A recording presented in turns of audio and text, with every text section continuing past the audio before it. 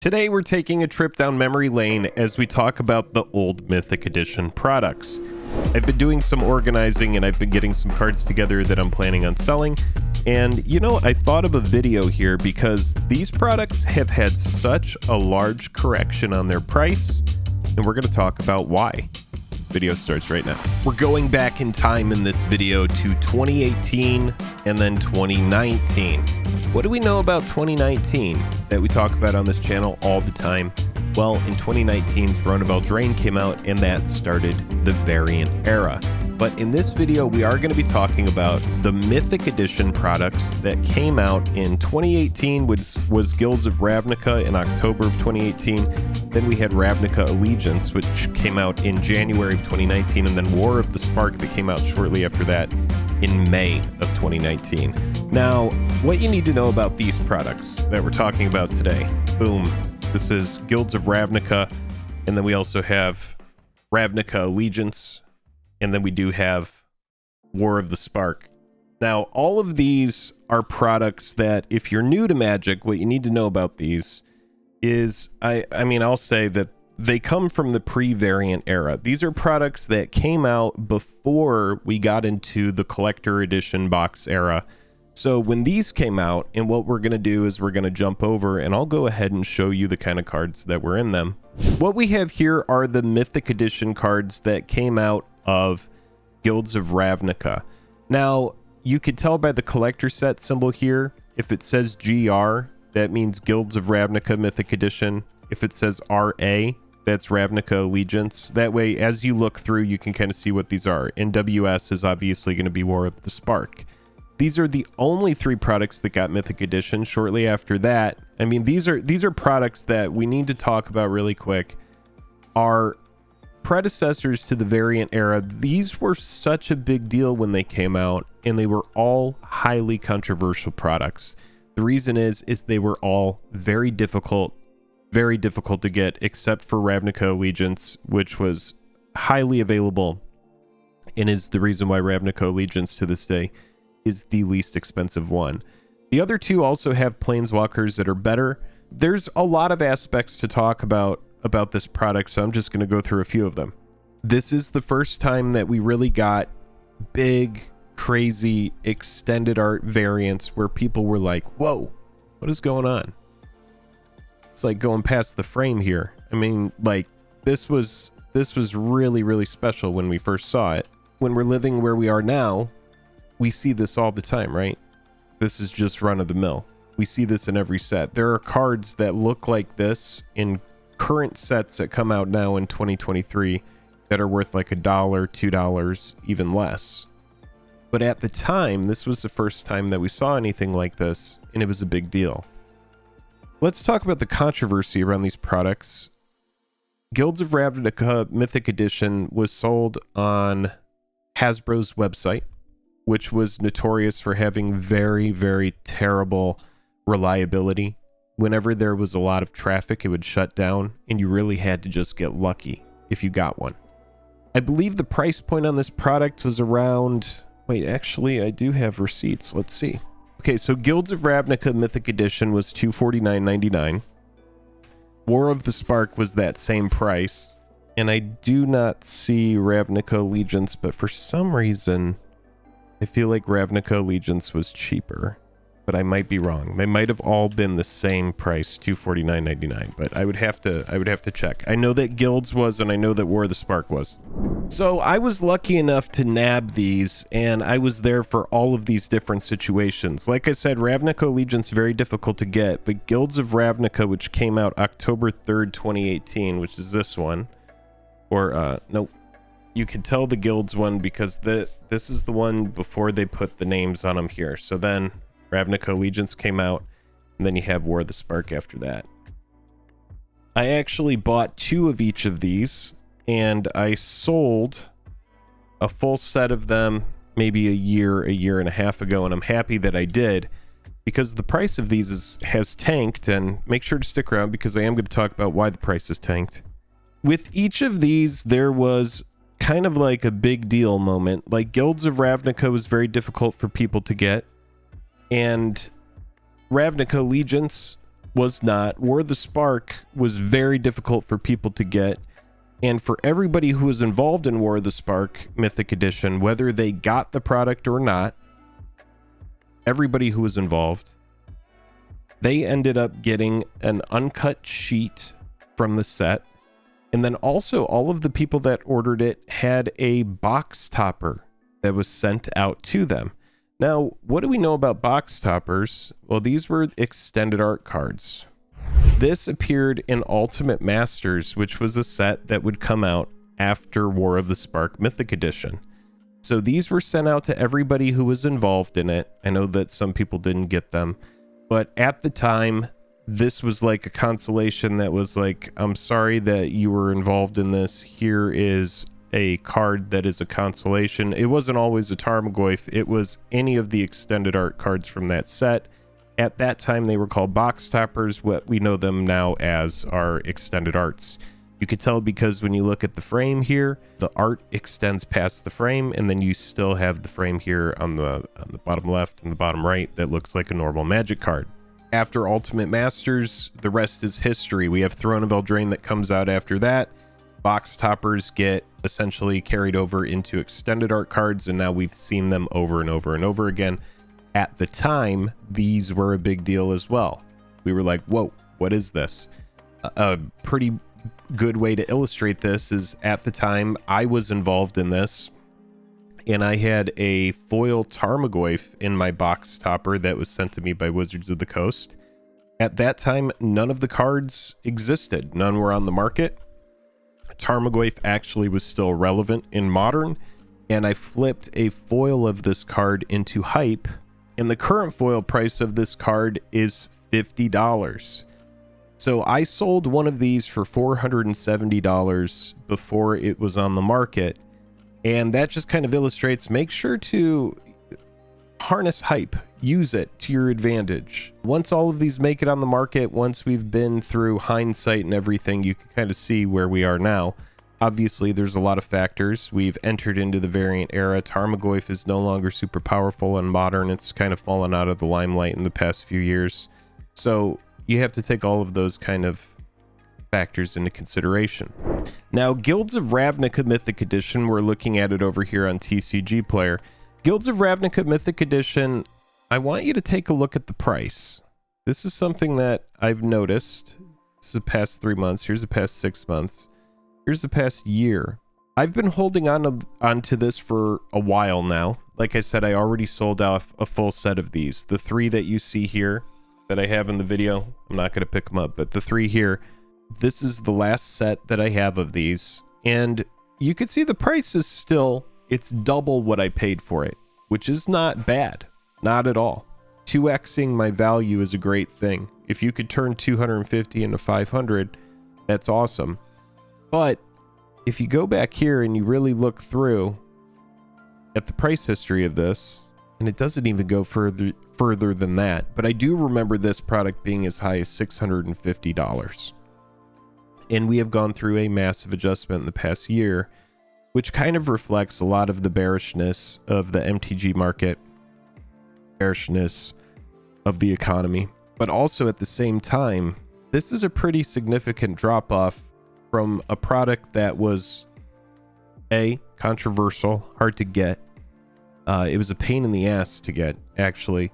And it has some of the very first big variants that Magic the Gathering has printed in the pre-variant era, which I think it says something. You know, obviously, you know, if they keep printing and printing and printing, it means less. But a lot of the time, in my opinion, the stuff that came first does matter. See, this one has always stayed pretty much the same. But even this, wow, look at the drop off on this guy. Yeah, this got up to 350s. That makes sense. I remember that. This one was very easy to get. It was on eBay. The cards in it were less exciting. Where Guilds of Ravnica had fun stuff like Teferi, Hero of Dominaria, this set didn't have any cards that were really over the top and explosive, which is why the draw of players that came to it were less. They just cared less. There was also something about this product where people were excited about Guilds of Ravnica Mythic Edition, but then when Ravnica Allegiance Mythic Edition came out, everybody was like, oh, so they're just going to do this again and again and again. But the chart for this also extremely bearish on the last year, crashing out of the 300s and just kind of chugging on down to 230s. My thoughts on this are that because Wizards of the Coast is just in full-on print, old products like this, even sealed, because these have 24 packs in them as well, but old products like this that have variants that people used to care about are going down in price. Let's talk about this last one. This one is super bearish. One thing that we need to mention about these, I mean, War of the Spark, man, this chart is scary. This one got up so high. War of the Spark Mythic Edition. Let's just sort these by price, high to low, and then we're going to see the ones from War of the Spark Mythic Edition. You got Eugene and you got Jace. After that, pretty much nobody really cares. Eugene is good. Jace used to be very good. This is still an extremely rare version of Jace. Also, you got Nicol Bolas Dragon God that came out of War of the Spark Mythic Edition. You also got Tezzeret. So when you sort by price high to low, Teferi Hero of Dominaria, which came out of Guilds, the first one, still holds the highest premium. And then you have Eugene and Jace after that. The thing about Jace is Jace has fallen out of the limelight. At the time this came out, Jace had recently gone through an unbanning in Modern, which I believe was calculated. It shot the price up of the card, but at that point, Jace had really been powered down for Modern, which when you're playing something for 4 mana in Modern, it needs to be a game-ending card. Now, Jace was very, very strong in Standard. Joel and I actually lived through that Standard format, and Jace got banned. It was a big deal because all of the decks were blue-white Jace, blue-black Jace, Cawblade variants. It was a wild time, and since then there have been a lot more bannings, but at the time Jace getting banned in Standard was a big deal. And we should say this too, Commander cares a lot less about Planeswalkers than other formats, and Commander is the lifeblood of MTG. That is the format that gives life to tons of cards that would otherwise go unplayed. But in that format, Planeswalkers lose potency because Planeswalkers are really good in a 1v1 setting, but as soon as a Planeswalker has to survive against 3 other opponents, if you're in a pot of 4 in a Commander game, Planeswalkers are just so fragile. So a lot of people opt to not play them. So Jace at this point has been powered out. Commander doesn't really want it. It's slow at this point for Modern. At the time, it was getting played in Modern Blue Moon decks and stuff like that. There were decks that wanted Jace, but today, not a lot of decks want to play the card. Despite that, the variant has still held a premium of, you can see, and sometimes Card Kingdom is overpriced. But 90s. Card's doing pretty good, right? War of the Spark Mythic Edition is not. What a slump.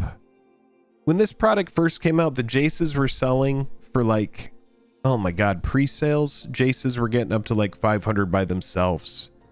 These products, in the moment of hype, were getting as high as 1,000, 1,200, but it was so difficult to get them because, like Ravnica Allegiance, it was on eBay, but this time people cared because the cards in it were good. You had Jace the Mind Sculptor, you had Ugin the Spirit Dragon, you had Nicol Bolas Dragon God, you had Tezzeret the Seeker that people care about for artifact-centric decks where you want to tutor up an artifact.